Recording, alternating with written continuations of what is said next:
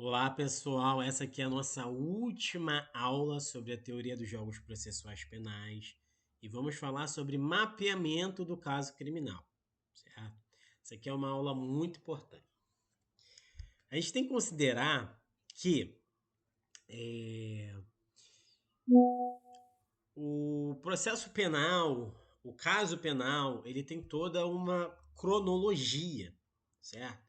Então, nós falamos das hipóteses acusatórias, né? Onde muito provavelmente o delegado vai buscar os indícios de autoria, materialidade, circunstância, o que aconteceu, onde aconteceu, quando, por quê, certo? E com base nisso, você vai fazer suas hipóteses defensivas. Claro, com uma narrativa distinta, certo? Então, você vai mapear o caso criminal, desde lá até o fim do processo, certo?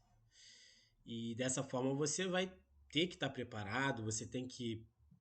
Por isso que a gente fala, faz pós-graduação, curso de extensão, vai aprendendo, lê artigos jurídicos. Tudo isso vai aprimorar para que você saiba o que fazer, né? Para você seja virtuoso na sua advocacia criminal dentro da teoria dos jogos, certo? Então, está sempre atualizado na doutrina, na jurisprudência que muda o tempo todo. Tudo isso vai fazer com que a sua advocacia vá para outro nível, certo? Então, é basicamente isso. Um outro exemplo: resposta à acusação. Ali você tem que buscar a absolvição sumária. Você não vai dar todas as suas teses defensivas. Você não vai dar de mão beijada as coisas para o Ministério Público já saber como vai lhe atacar. Isso é uma estratégia. Isso é você mapear o caso criminal e saber o momento correto de alegar algo, certo? Pode acontecer algo durante uma audiência e você poderia, né, poderia contestar algo, mas aí não contestou, aí depois sai, desce a escada do fórum, poxa, eu poderia ter feito aquilo. Não, sempre tem que estar preparado. E a gente tem que saber a diferença de ver e observar. Por exemplo, aqui em casa tem uma escada enorme. Eu sempre vejo essa escada. Eu sempre piso esses degraus. Mas será que eu já observei de fato? Será que eu sei o número de degraus que tem na escada da minha casa? Não, não sei. Por que eu não sei? Porque eu nunca achei relevante contar. E essa é a questão do mapeamento criminal. Você tem que saber observar. Porque às vezes o que você acha que não é importante pra caramba, sabe?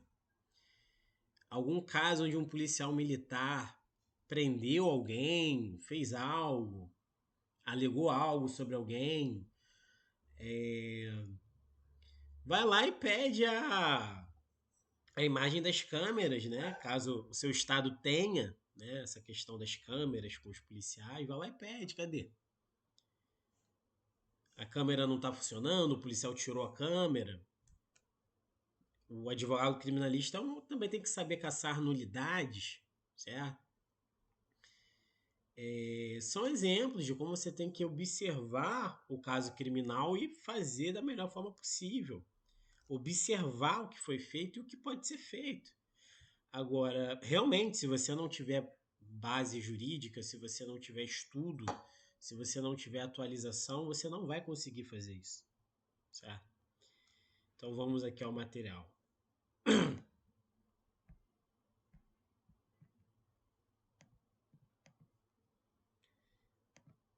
Mapear o caso criminal. Para mapear um caso é necessário saber a finalidade, a função. Não adianta mapear por mapear.